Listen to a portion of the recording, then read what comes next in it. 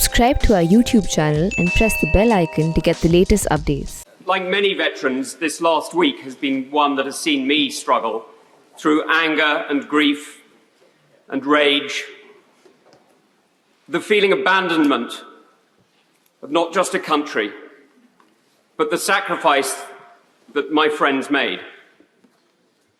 I've been to funerals from Poole to Dunblane. I've watched good men go into the earth, taking with them a part of me and a part of all of us. And this week has torn open some of those wounds, left them raw, left us all hurting. And I know it's not just soldiers. I know aid workers and diplomats who feel the same. I know journalists who've been the witnesses to our country in its heroic effort to save people from the most horrific fates. I know that we've all been struggling. And if this recall has done one thing, let me tell you now, Mr. Speaker, it's achieved one thing already. I've spoken to the Health Secretary, who's already made a commitment to do more for veterans' mental health. Yeah. This isn't just about us. The mission in Afghanistan wasn't a British mission, it was a NATO mission.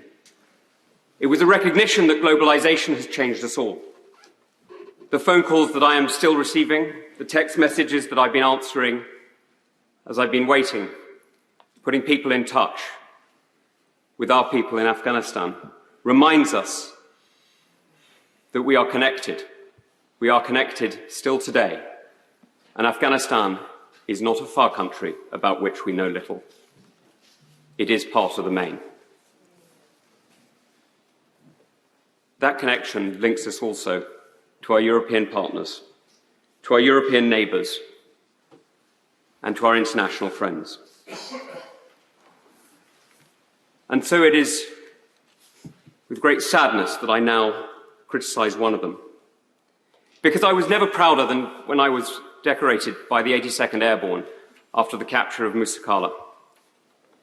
It was a huge privilege to be recognised by such an extraordinary unit in combat. To see their commander-in-chief call into question the courage of men I fought with, to claim that they ran. It's shameful. Those who have never fought for the colours they fly should be careful about criticising those who have. Yeah. Because what we've done in these last few days is we've demonstrated that it's not armies that win wars. Armies can get tactical victories and operational victories that can hold a line. They can just about make room for peace, make room for people like us to talk, to compromise, to listen. It's nations that make war. Nations endure. Nations mobilize and muster. Nations determine and have patience. And here we've demonstrated, sadly, that we, the West, the United Kingdom, does not. Now, this is a harsh lesson for all of us. And if we're not careful, it could be a very, very difficult lesson for our allies.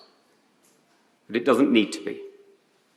We can set out a vision, clearly articulated, for reinvigorating our European NATO partners, to make sure that we are not dependent on a single ally, on the decision of a single leader, but that we can work together with Japan and Australia, with France and Germany, with partners large and small, and make sure that we hold the line together. Because we know that patience wins. We know it because we have achieved it. We know it because we have delivered it. The Cold War was won with patience. Cyprus is at peace with patience. South Korea, with more than 10 times the number of troops that America had in Afghanistan. is prosperous through patience. So let's stop talking about forever wars.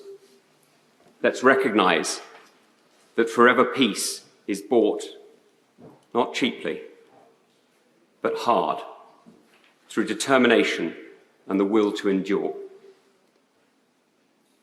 And that the tragedy of Afghanistan is that we're swapping that patient achievement for a second fire and a second war. Now we need to turn our attention to those who are in desperate need, supporting the UNHCR, the World Food Programme, and so many other organisations who can do so much for people in the region. Yes, supporting refugees, of course I support refugees, though I'm not going to get into the political auction of numbers. We just need to get people out. So I leave with one image. In the year that I was privileged to be the advisor to the Governor of Helmand, we opened girls' schools. And the joy it gave parents to see their little girls going to school was extraordinary, and I didn't understand it until I took my own daughter to school about a year ago. And there was a lot of crying when she first went in, but I got over it and it went okay. And I would love to see that continue. But there is a second image I must leave you with, and it is a harder one. But I'm afraid it is one that I think we must all remember. Wait, only for a minute. It's for a minute. And I wonder if you could say a bit more about that second image. I'm very grateful to my friend who was watching the clock more than me. The second image is one that the forever war that has just reignited could lead to. It is the image of a man whose name I never knew, carrying a child who had died hours earlier, carrying this child into our firebase and begging for help. Now, there was nothing we could do. It was over. Because, Mr. Speaker, this is what defeat looks like. It's when you no longer have the choice as to how to help. This doesn't need to be defeat, but at the moment, damn well feels like it.